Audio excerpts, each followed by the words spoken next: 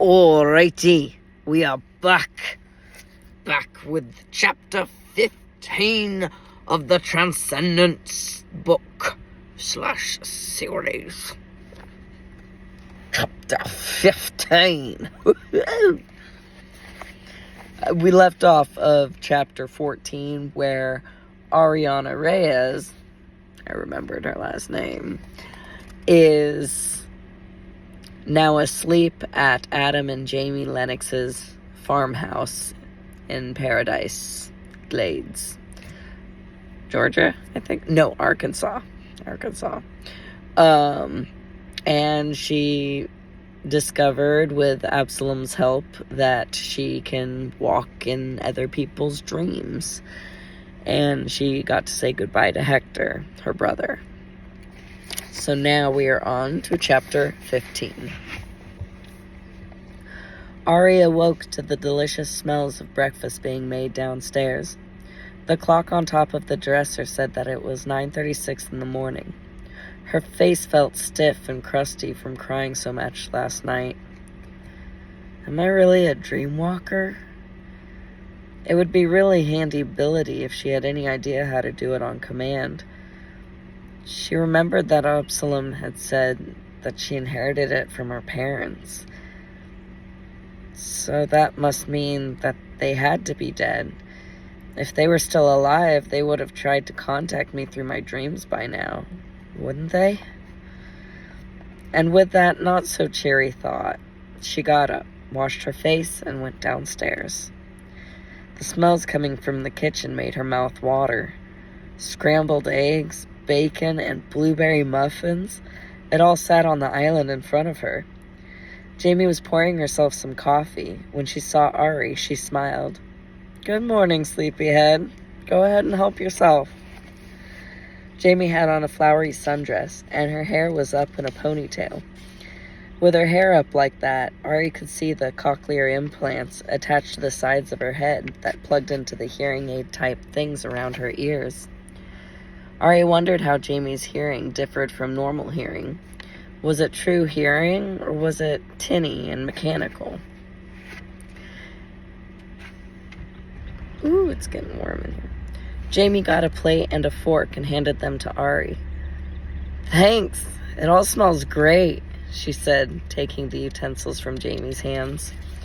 Ari was famished, but she didn't know if Adam had eaten yet, so she didn't know how much to take. "Is Adam still sleeping?" Jamie waved her hand in a dismissive gesture. "Oh, he's been up for hours. A habit he picked up from the army. Personally, I love sleeping in whenever I can." Jamie had a way of talking very expressively with her hands and paying close attention to Ari's lips when she talked. Ari figured they were probably habits left over from before she had the implants, but just in case, Ari made a mental note to always try to face Jamie when she spoke to her. Filling her plate with all that she could fit, Ari grabbed her fork and went over to the breakfast nook. The sun beamed down from the window behind the nook. It warmed her shoulders, melting away the sadness from last night. "Big appetite, huh?" Jamie asked while grabbing a muffin. She sat down on one of the stools by the island, pinching off pieces and popping them in her mouth. Trying not to hork everything down, Ari attempted to eat at a normal pace, but was failing, so she just nodded in response. After swallowing another piece of muffin, Jamie looked at Ari and said, "Adam told me about everything you said to him last night." Ari stopped mid-shovel and then put the fork down. She looked into Jamie's eyes to try and gauge her response to her story. "Do you believe it?" "He's never lied to me before, and he seems to believe you. So there must be some truth to it." Checking her intentions, Ari could sense that Jamie trusted her brother without a doubt, but was still making her mind up about Ari. "Thanks for all your hospitality. I really appreciate it. And don't worry, I won't be staying long." Jamie finished off her muffin. "No rush. Adam said he'd figure things out for you. And he will. He's always been protective. It's what made him such a good cop and a good big brother. That reminded Ari of Hector, so she tried to distract herself by asking, "Do you know why he doesn't want to be a cop anymore?" 3 deployments, that's why. That man has been through hell, and unfortunately he brought back some demons. He never wants to talk about it, but instead of letting it beat him, he's trying to overcome and move on. So I don't question it, and I try to support him. Ari nodded in understanding. She hoped Hector could put his guilt behind him and move on as well. As Ari was finishing up her breakfast, Jamie grabbed her purse and said that she was heading into town to pick up some things, and that if she needed anything, Adam was probably in the barn. Ari waved goodbye and then took care of the dishes. That was something her mom made sure all her kids did. Clean up your messes and do your part. After getting dressed, Ari went out to the barn to see what Adam was doing. Paradise Glades was really beautiful. The spring leaves danced in the breeze, and the pond reflected the sky like a sparkly mirror. Ari noticed an orchard growing off to the side of the barn.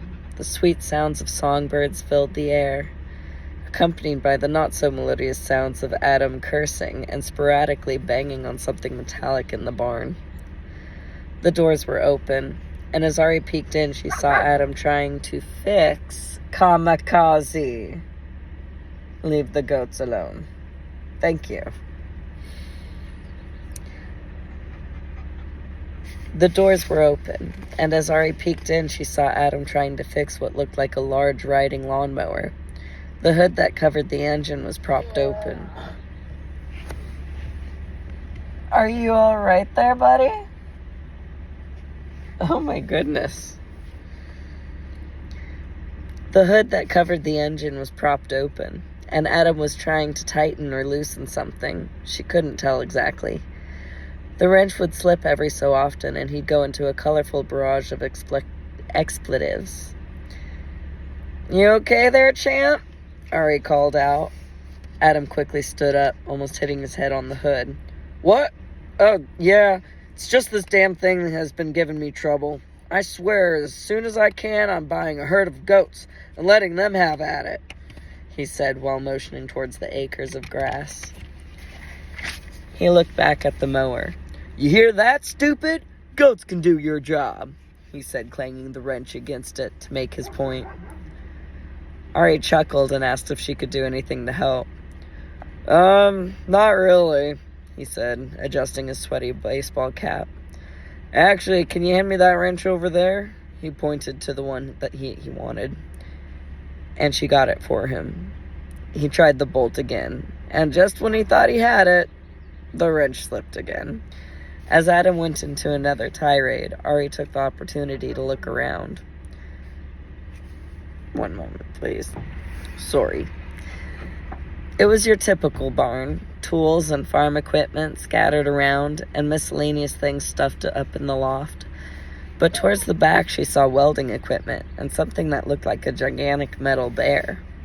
Ari went over to get a closer look. Up close, it was an amalgam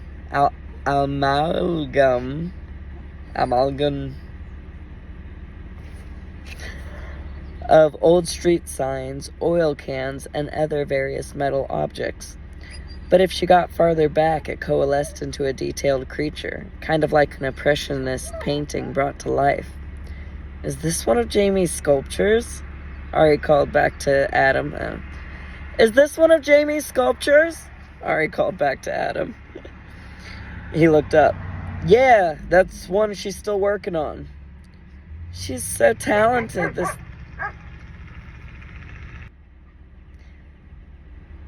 Yeah, that's one she's still working on. She's so talented. This thing is amazing. Yeah, she's really good. You should see some of her finished stuff in the stables. Can you show me? Ari asked hopefully. Adam wiped his brow with his forearm, looking at the wrench in his hand. With a shrug, he dropped it on the ground. Sure, why not? I need to take a break from this damn thing anyway. For good measure, he kicked the mower's tire as he walked away. He led Ari down a dirt road that went past the barn and down a slight decline towards the stables. It was a large building that could do with some repainting, but other than that, it looked to be in good shape.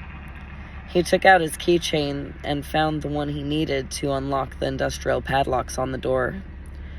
He turned the key, and the lock sprung open.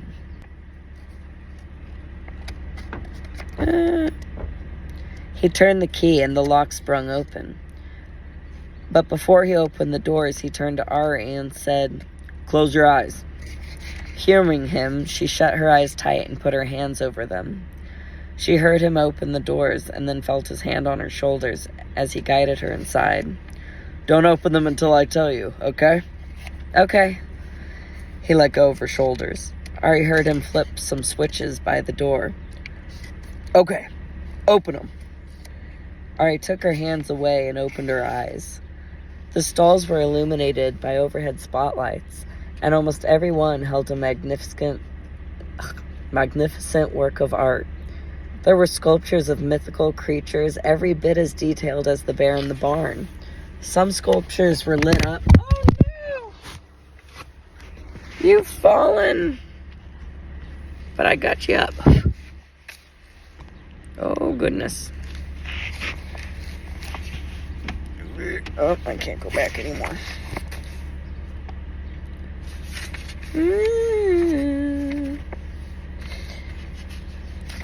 Some sculptures were lit up, like the giant metal men with neon-colored LED lights going down the arms and legs.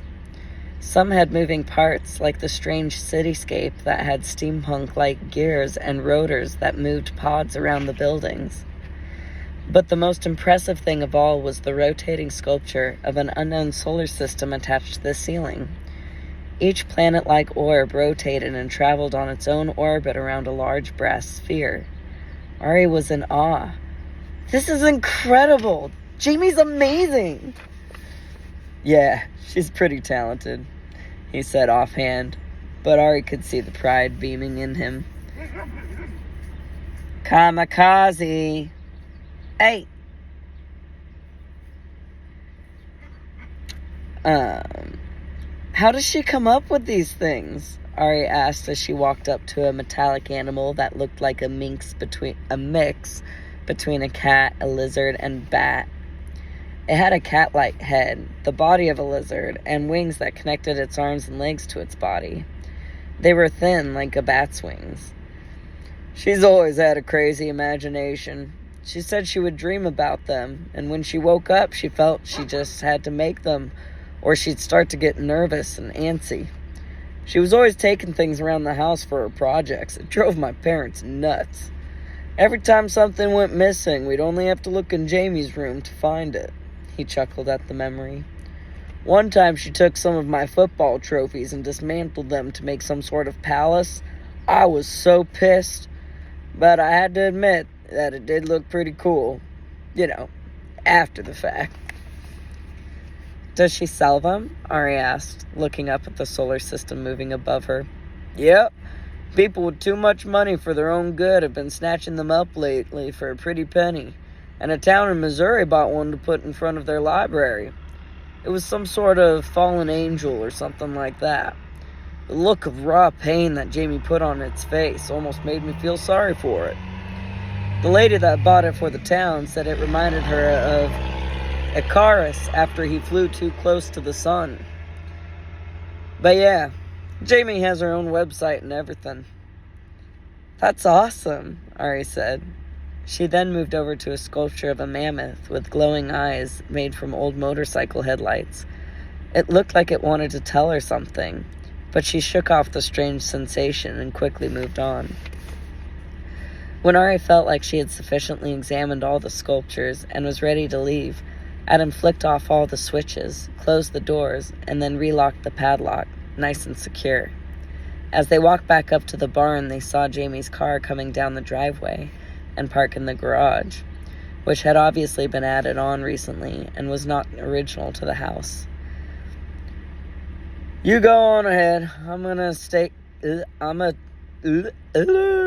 Oops, I forgot to cover the sun. My bad."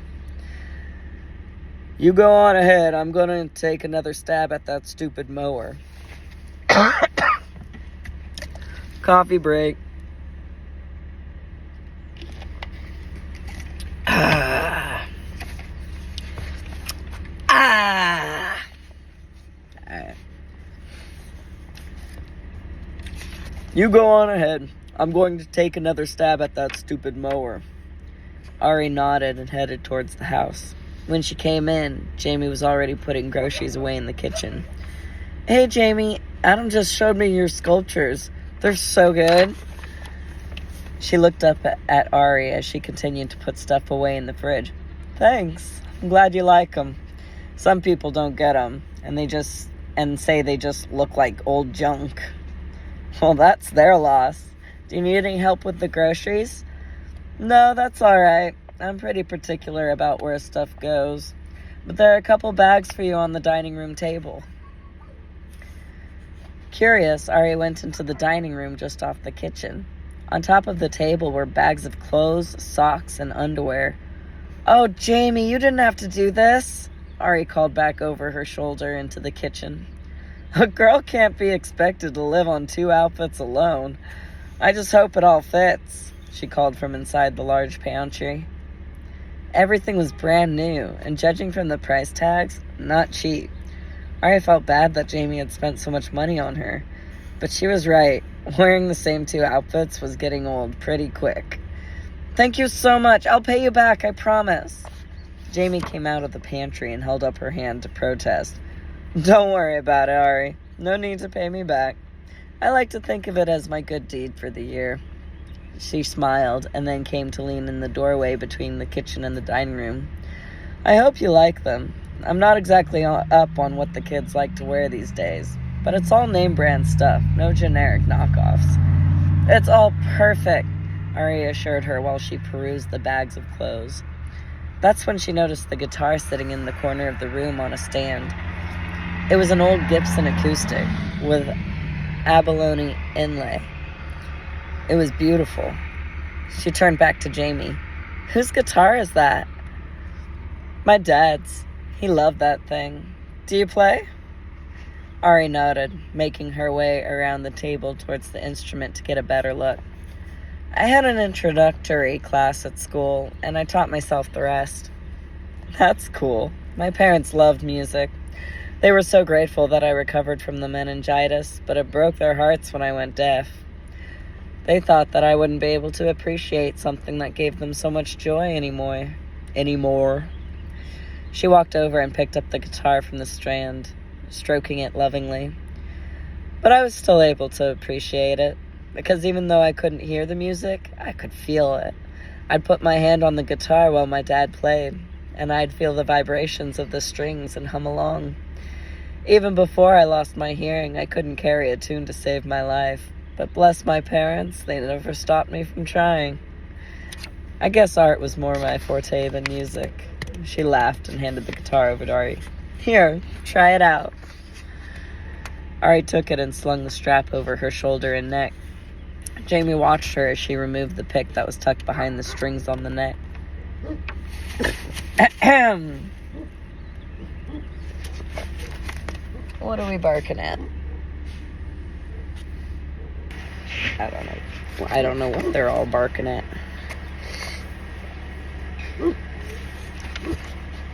Here, try it out. Ari took it and slung the strap over her shoulder and neck.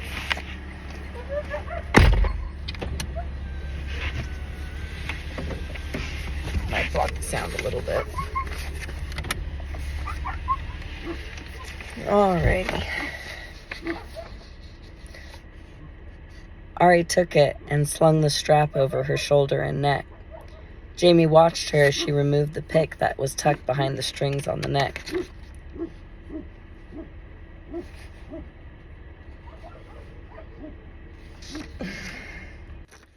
Alrighty, well, there's not much to stopping them barking once it gets this time of the evening. Do you sing, Ari? Jamie asked as Ari started to tune the guitar. Only for my family, Ari said with a self-conscious laugh. I've never sung for anyone else before. Jamie sat down in one of the chairs around the dining room table. Well, now is as good a time as any. Adam said that you were a musician. I want to hear. Consider it my payment for the clothes. I thought you said it was your good deed for the year, Ari teased. I've never been one for charity. Come on, Ari, please. My dad would love to know someone was enjoying his guitar again. Adam and I are hopeless when it comes to instruments. Ari shook her head and laughed. All right, I guess it's the least I could do. What song do you want to hear? Jamie thought about it and said, My dad really liked Eric Clapton. Do you know any of his songs? Ari nodded. I only know 2, but I'm not really in a good state of mind for Tears in Heaven. So, Change the World it is. Yeah, that's a good one. Ari pulled out a chair and sat down. I'm just going to close my eyes and pretend that you're not here, okay? Jamie raised her eyebrows in surprise. Playing guitar with your eyes closed? Impressive. Proceed, she said with a flourish of her hand. Ari felt like slowing the tempo down a bit to make it sound more soulful. She closed her eyes and started playing the intro. With every note she played, she felt her heart start to become lighter. Singing with all her heart felt just as cathartic as blowing out the pain, as her mom had taught her. She put all her love, pain, and hopes into the words as they passed her lips.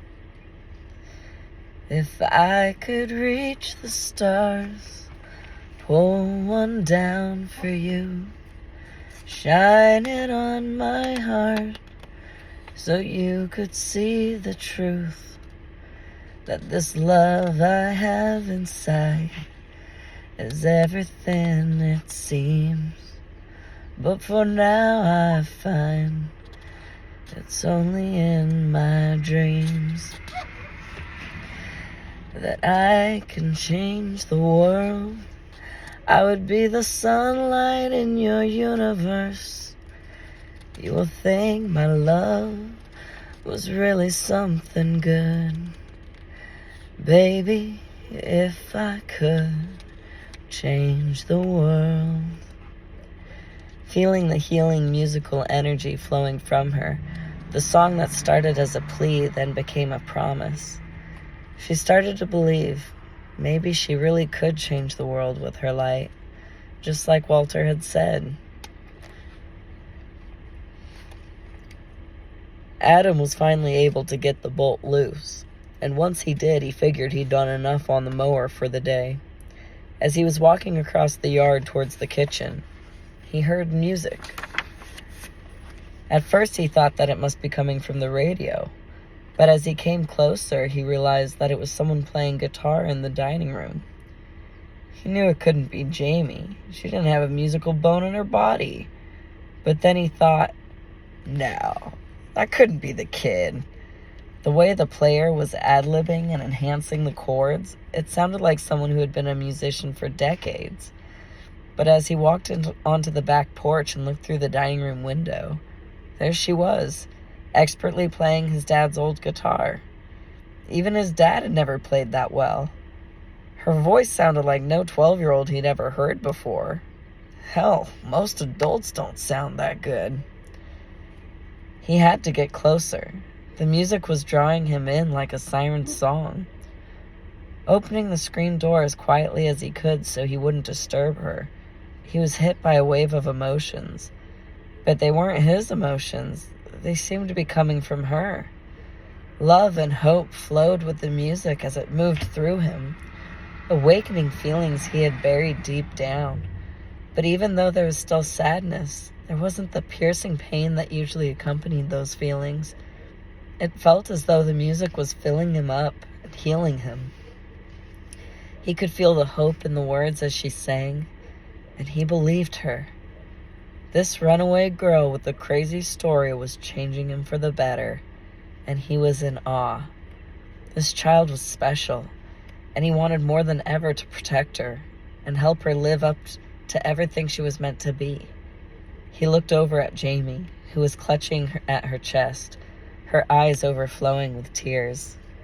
She felt it too. As the song came to an end and the last notes trailed away, Ari opened her eyes. Adam had come in at some point during the song and was standing there, looking at her with a shocked look on his face. Jamie sat there with tears in her eyes, hugging her arms to her chest. "Oh, Ari, that was beautiful. Your voice is gorgeous. I actually truly felt the music fill me up as if it was healing me." Her voice was filled with wonder. "Look, I literally have goosebumps," she said, pointing to her forearm. Ari stood up and placed the guitar back on the stand. She wasn't sure how to take their reactions. She felt a bit embarrassed. But there was also a beautiful release in her heart.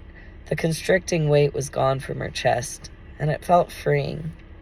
She turned back around, and Adam was still standing there, almost trance-like, just staring at her.